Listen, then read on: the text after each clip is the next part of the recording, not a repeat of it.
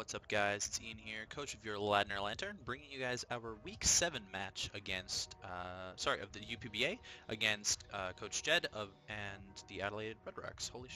I'm like stuttering over my words real quick. Yeah, so this is Week 7. It's another out-of-conference match. We've been pulling ourselves up the standings, so we'll see if we can pull something off today or if we'll fall yet again.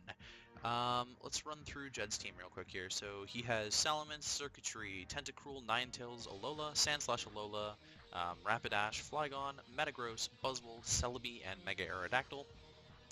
I was not expecting to see Alola and Sandslash, which we do see on the screen. I was also not expecting to see Rapidash, which we see on the screen. I was expecting Salamence, Circuitry, Tentacruel, Alolan Ninetales, Buzzwole, Celebi, and Mega Aerodactyl. 6 of those 7, I was thinking maybe the Celebi would be left out, and that he would bring the rest, because they are the most offensive powerhouses against me. I also think that something like Salamence, if it gets Dragon Dance up on my team, kind of just wins, but that's fine. If you haven't seen my team builder, I'll just run through my team real quick here. We are bringing a Mega Aerodactyl lead check in Crocodile with Mental Herb. It's basically the same set that I brought in Week 3 against Mugen. Week 2, Week 3 against Mugen, whichever week I played Mugen, and he had regular Aerodactyl. This is the exact same set that I brought.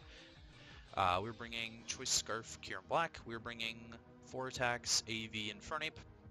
Choice Specs, Heliolisk, physically defensive, Vincoon with Ice Beam instead of Calm Mind, Suicune, and Nasty Bat with a Life Orb. Yeah, so looking at his team, again, I wasn't expecting to see Sandslash or Rapidash. I'm kind of expecting Rapidash to be Scarfed based on the composition of his team. I think he's going to lead Mega Aerodactyl. I think Circuitry is probably like Z Hypnosis or something, and Buzzwole could be like Bulk Up Roost or something like, or Sub Bulk Up Roost maybe, with like Lunge. I think that's fair against my team to bring that. Maybe not. He might need the fighting coverage actually for something like Registeel, but yeah, so I'm expecting a Mega Aerodactyl lead. I think that's really the only thing that makes sense based on what I see of his team right now. I think that's what makes sense to me to bring. So I'm just going to lead Crocodile here. And he leads Alola Ninetales. Now this is really bad, because I'm actually EV'd to outspeed Buzzwole. I'm not EV'd to outspeed this at all. So I'm gonna get the hell out of there and go into what I think can tank a Blizzard, which is my Assault Vested Fernape. And he chose the Moonblast, so that's a pretty standard roll. I did the calc on this roll. That's a pretty standard roll for just an Auroraville set. So I know he's not Specs. At the very least, we know he's not Specs Alola Ninetales. We also know that it could be like Expert Belt or something like that. Who knows? I don't know what sort of tech. I know Jed brings a lot of different tech, so I have no idea what this could be.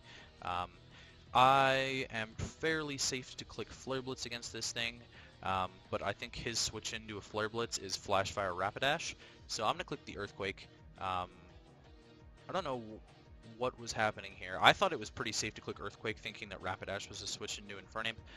He decides to go Aerodactyl, I guess predicting my Earthquake, which is a prediction, something like that. So he goes into Wingston here and dodges the Earthquake. That's really bad. I could have got a U-turn off and given myself some momentum to go into my Crocodile, but instead I go into Suicune here to tank any hit, and he's actually just going to set up his rocks, which is really, really bad for me.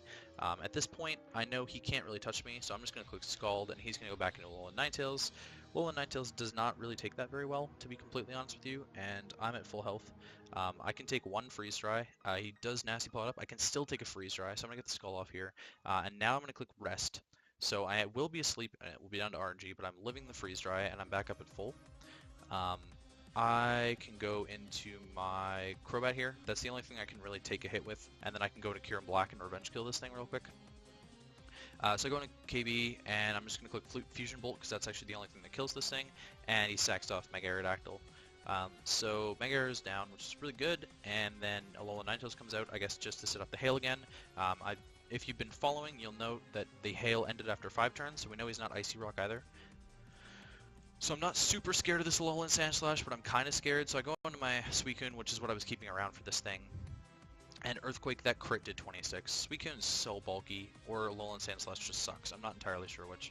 But we eat that Earthquake for days, and I'm actually going to roll an Ice Beam as he switches out into Circuitry here, which is pretty good. Not the best thing. I could have used a Scald, maybe get some residual with like a burn or something on this. But he threatens me out with a Thunderbolt now, so I'm going to go into Crocodile, and he goes for the Energy Ball, which is a really good play on his part.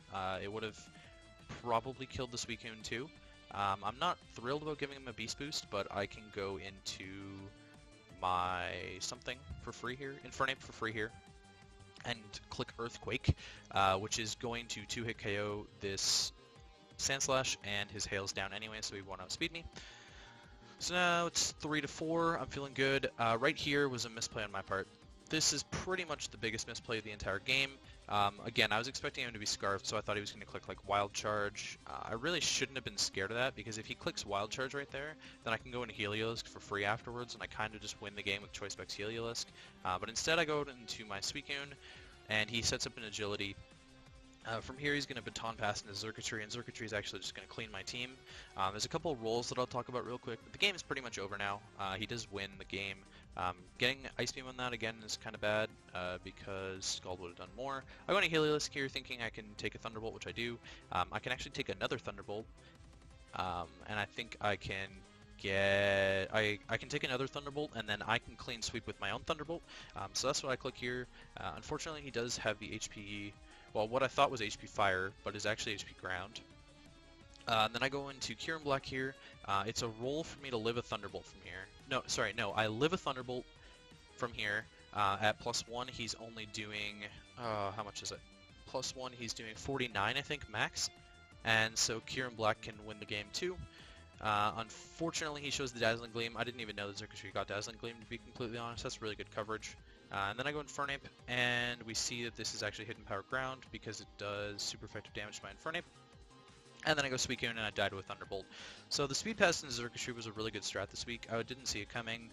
To be honest, I thought it was going to be like Z Hypnosis, or the way that he had played around the Xurkitree made me feel like it was Scarfed after he swapped out on the Infernape.